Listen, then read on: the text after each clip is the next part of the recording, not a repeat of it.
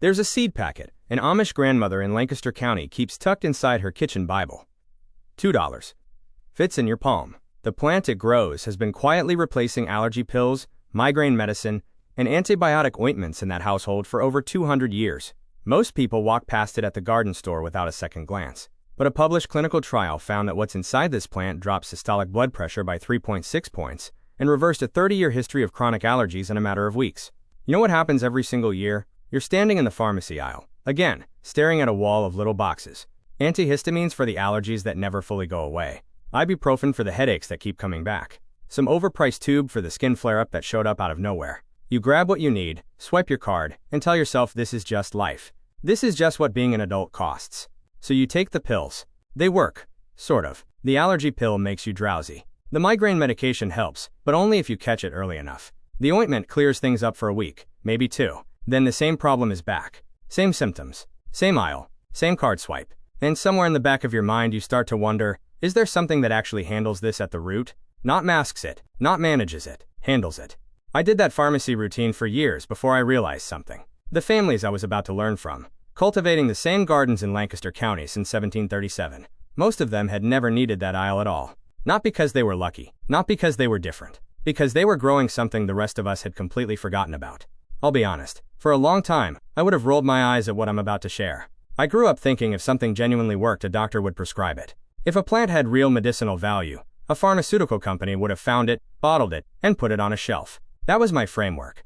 So when people started talking to me about heirloom seeds and 200-year-old Amish remedies, my first instinct was skepticism. I'd read enough to know the wellness space is full of exaggerated claims and watered-down science. I wasn't interested in folk tales dressed up as medicine. Then I started reading the actual research, not blog posts, not testimonials, peer-reviewed studies, published in journals like the British Journal of Nutrition, showing measurable, clinically significant results from plants that cost a few cents to grow at home.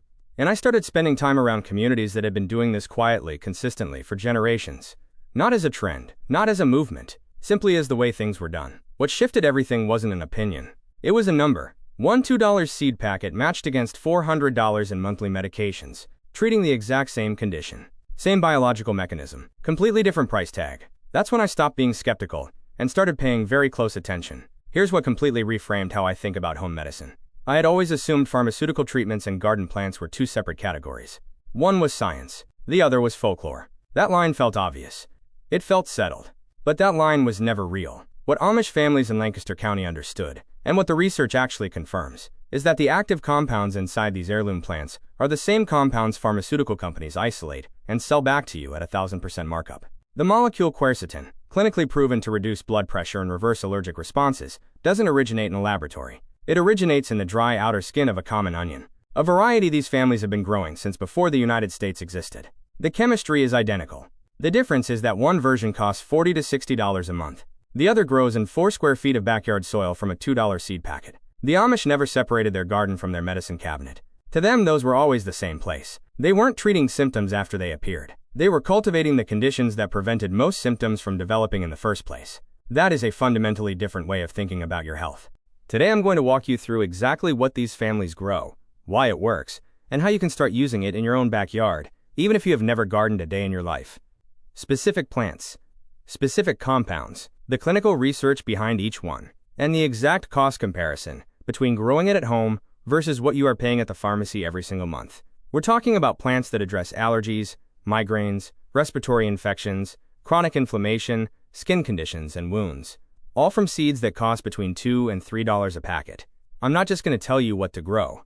I'm going to show you why it works at the biological level, so you actually understand what you're putting into your body. And stick around to the end, because I'm going to show you one specific plant these families grow that most people pull out of the ground and throw away every spring. It costs nothing to source, grows in almost any soil, and the research shows it outperforms a topical corticosteroid ointment that retails for up to $80 a tube. I have never seen this covered on any gardening channel. Not once. You will want to see that. Stay with me. Here's what sent me down this path. I was spending time around an Amish community in Lancaster County, Pennsylvania, one of the oldest continuously settled agrarian communities in North America. These families first turned that soil in 1737. Nearly 3 centuries. Same land, same seeds, same methods passed down through every generation, without a single modification. And here's what struck me immediately. These were not sick people. Chronic allergies, persistent migraines, Recurring inflammation. These were not the defining features of daily life the way they are for most American households. It wasn't luck. It wasn't genetics. It was the garden. The research confirmed what these families had simply lived for generations. A published study found that 36% of Amish women use herbal and botanical therapies as their primary healthcare intervention. A midwife in Holmes County, Ohio, managed 412 consecutive births without a single hospital transfer, using preparations grown entirely from her own garden. These are not fringe anecdotes. These are documented, consistent, multi-generational outcomes from communities that never abandon the connection between what they grow and how they heal. They didn't stumble onto something accidental. They preserved something intentional, something the rest of us quietly lost somewhere between the post-war boom and the modern pharmacy aisle. 7 plants, 7 conditions, 7 seed packets that together cost less than 1 month of the pharmaceutical treatments they replace. Let's start with the plant already in your kitchen, whose most powerful medicinal component you throw straight into the trash every time you cook with it. The common onion. Specifically, the Amish Dutch red or yellow variety, Allium cepa, cultivated continuously in Lancaster County kitchen gardens for generations. Most people have this completely backwards. The part of the onion with the highest concentration of medicinal compounds is not the bulb you slice and cook. It is the dry, papery outer skin sitting in your compost bin right now. Those discarded skins contain the highest concentration of a flavonoid compound called quercetin.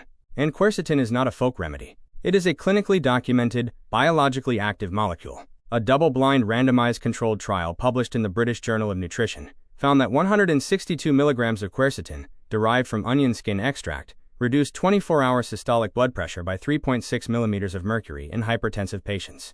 That is a measurable pharmaceutical-grade result from a compound most households are currently sending to landfill. You are already buying this plant. You have just been throwing away the most valuable part of it. The second plant is one Amish families have been brewing into a honey-sweetened tea every winter for generations. Modern clinical research has quietly confirmed what they already knew 200 years ago. Feverfew. Tanacetum parthenium, a small daisy-like plant, grows easily from seed, requires almost no maintenance, comes back reliably every year once established.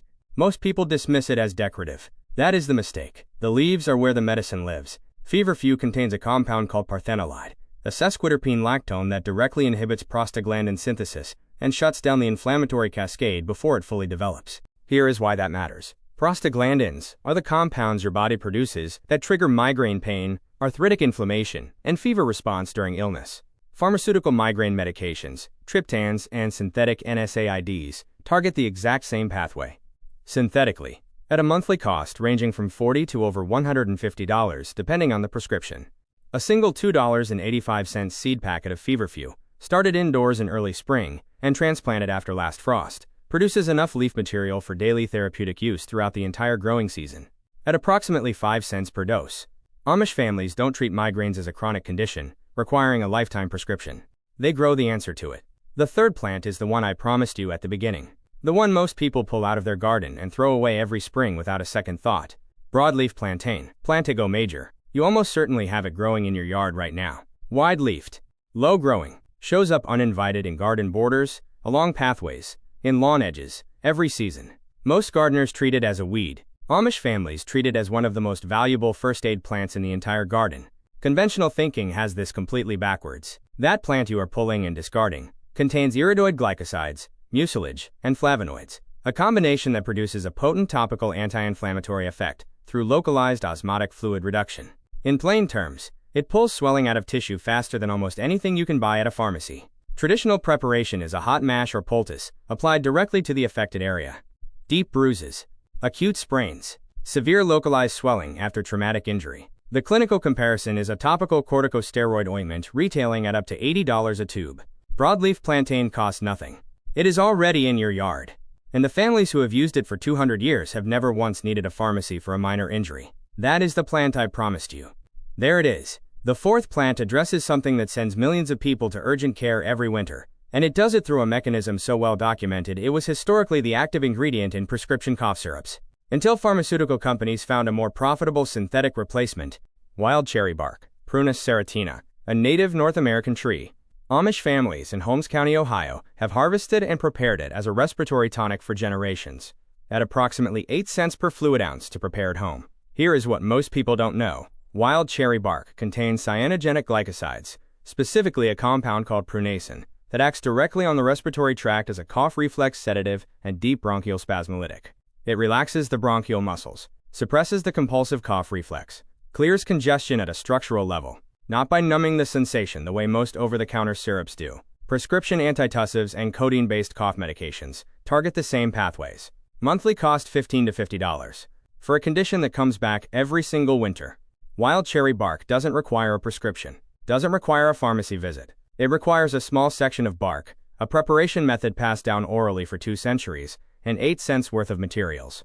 The fifth plant is one most American gardeners have never once considered growing. They should. A single sowing delivers more simultaneous value than almost anything else you can put in the ground. Food, medicine, livestock feed, natural dye, all from one planting.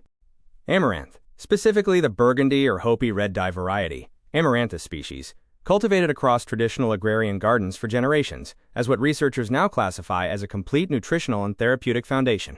Most people treat amaranth as ornamental. That is the mistake. The grain is where the real value lives. Amaranth grain contains lysine, an essential amino acid conspicuously absent from most other grain crops, alongside squalene, phenolic acids, and beta-cyanins that deliver high-density antioxidant activity and cellular oxidative stress reduction.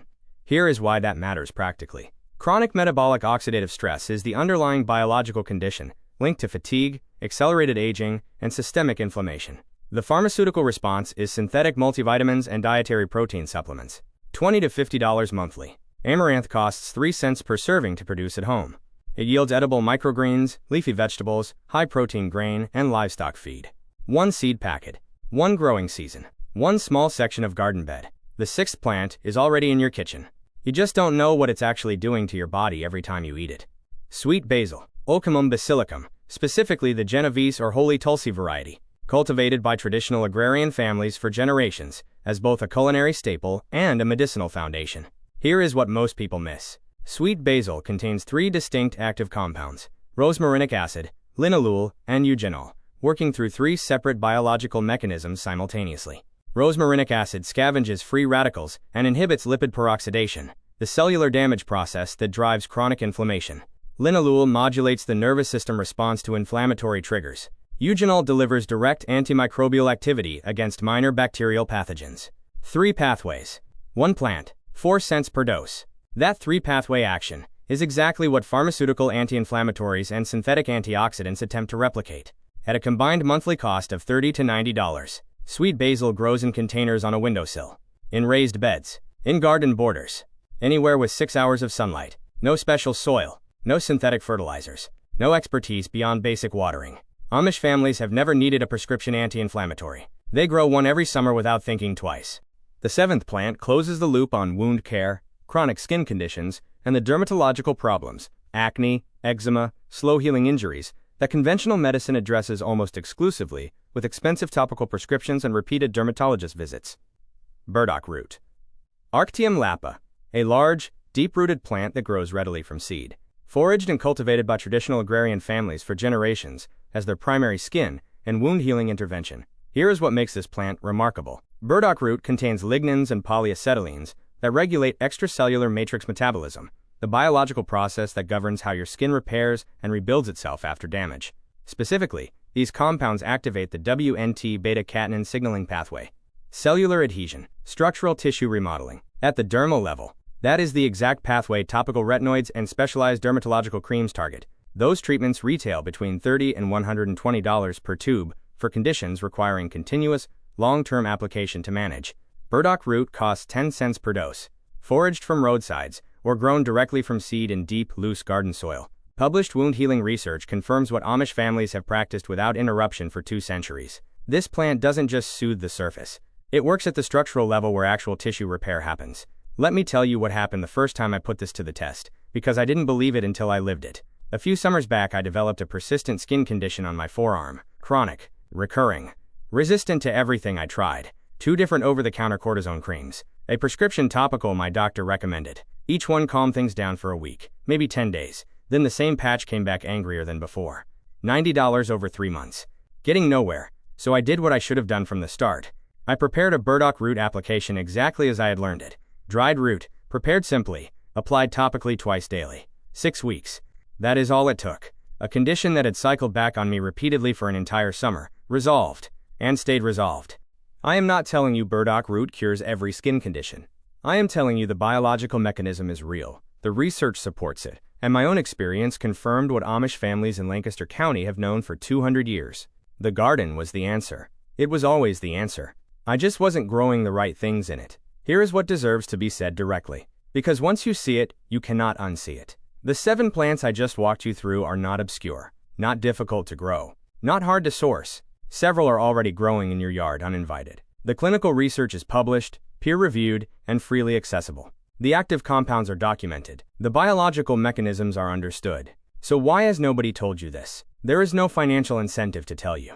A $2 seed packet purchased once produces medicine for an entire season. You cannot patent a plant. You cannot build brand loyalty around a garden. You cannot create a recurring revenue model on something a family can grow, save seed from, and replant indefinitely for free. The pharmaceutical system is not built around resolving your condition. It is built around managing it. Monthly. Quercetin doesn't require a prescription. Parthenolide doesn't have a patent. Broadleaf plantain doesn't have a marketing budget. And that is precisely why you have spent years in that pharmacy aisle convinced there was no alternative. The Amish never entered that system. Not because they were resistant to progress. Because they never abandoned something that was already working. Something that has been working, quietly and continuously, since 1737. Let me share 3 patterns I see constantly when people first try this approach. No judgment. I made every one of these myself. The first pattern is treating these plants like conventional vegetables. Most people give them the same synthetic fertilizer routine they use on everything else. Here is what that actually does. Synthetic chemical inputs disrupt mycorrhizal colonization. The underground fungal network heirloom plants depend on to draw deep soil minerals and trace elements up through their roots. Interrupt that network, and you get a plant that looks healthy but produces dramatically reduced concentrations of the very compounds you are growing it for. The quercetin, the parthenolide, the rosmarinic acid. Gone. The solution is composted manure and cover crop residues. That is what these families have always used. That is what the research supports. The second pattern is saving the wrong seeds. Heirloom varieties only retain medicinal potency and genetic stability when saved from open-pollinated plants. F1 hybrid versions look nearly identical on the shelf, but the seeds you save will not breed true. You lose the specific genetic profile that produces the compounds you are growing these plants for in the first place. Always verify open-pollinated status before you buy. The third pattern is the most costly one. Stay with me. The third pattern is the one that costs people an entire growing season. They source the right seeds, plant correctly, skip the synthetic fertilizers, then store their saved seeds in the wrong conditions, and wonder why nothing germinates the following spring. Seed viability is not guaranteed. It is maintained. Temperature below 90 degrees Fahrenheit. Relative humidity below 60%. Airtight glass containers with desiccant packets. Away from garages, attics, and garden sheds where temperature swings seasonally. Under those conditions, 3 to 10 years of viability. Under consistent refrigeration, up to 20 years. 1 season of improper storage, and you lose the genetic lineage entirely. The Amish store seeds the same way their grandmothers did. Cool. Dark. Dry. Sealed. Labeled. Not complicated. Just intentional. Now, if what I have been walking you through is making sense, and you can see how this changes the relationship between your garden and your medicine cabinet, I want to point you toward something. Everything I have shared today is one piece of a much larger system. The individual plants matter, but the way they are sequenced, combined, prepared, and preserved together is what makes the difference between a garden that occasionally helps and one that genuinely replaces. I promised you the plant most people pull out of their garden and throw away every spring. The one that outperforms an $80 corticosteroid ointment. The one I said I had never seen covered on any gardening channel. I kept that promise. Broadleaf plantain, planned to go major, growing uninvited in your yard right now, almost certainly within 20 feet of where you are sitting. But here is the detail I held back. The one that separates the people who get results from the people who try it once and dismiss it. Timing matters. Broadleaf plantain must be harvested before the plant sends up its flowering spike. Once it flowers, the iridoid glycoside concentration in the leaves drops sharply. Those are the compounds responsible for the osmotic anti-inflammatory effect. Early season leaves, harvested young, prepared fresh as a hot mash, deliver the full therapeutic potency the research documents. Late season leaves harvested after flowering deliver very little of it. That single detail is nowhere in any mainstream gardening guide. It only survives inside communities that have practiced this continuously, generation to generation, without ever writing it down. The Amish didn't need to write it down.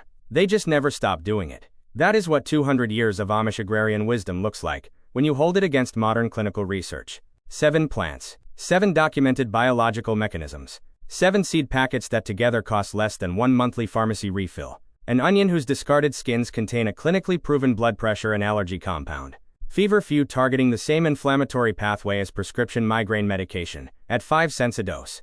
Broadleaf plantain, growing free in your yard right now, outperforming an $80 ointment if you harvest it at the right time. Wild cherry bark, sedating the bronchial reflex the same way codeine-based syrups do, at 8 cents per fluid ounce. Amaranth, delivering complete nutritional and antioxidant support at 3 cents a serving. Sweet basil, working through 3 simultaneous anti-inflammatory pathways at 4 cents a dose. Burdock root, rebuilding skin and tissue at the structural level for 10 cents per application. No prescription, no pharmacy visit. A small patch of ground, a handful of $2 seed packets, and the willingness to grow what these families never stopped growing. If any of this changed how you think about your garden, I want to hear about it in the comments. Tell me, which of these 7 plants are you putting in the ground first? And if you want more deep dives into traditional methods backed by real research, hit subscribe. More of these are coming. Thanks for spending time with me today. See you in the next one.